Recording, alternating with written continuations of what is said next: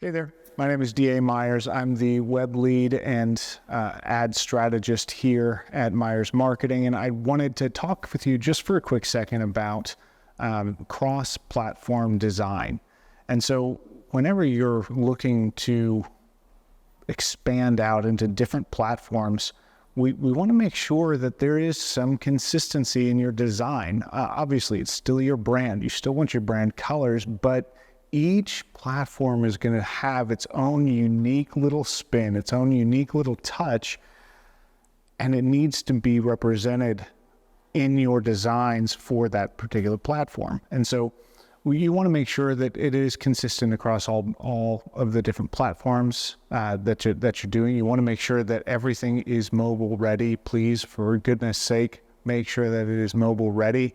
And also make sure that you're simplifying this down. People don't take a whole lot of time on social media platforms to appreciate every little tiny detail about an image, or if they do, it's very rare. And so we want to make sure that we get our point across. We want to make sure that it's direct, but also very simplified down to the nuts and bolts of what you're trying to communicate. And so anytime that you're trying to get your messaging out across different platforms, make sure to keep those things in mind.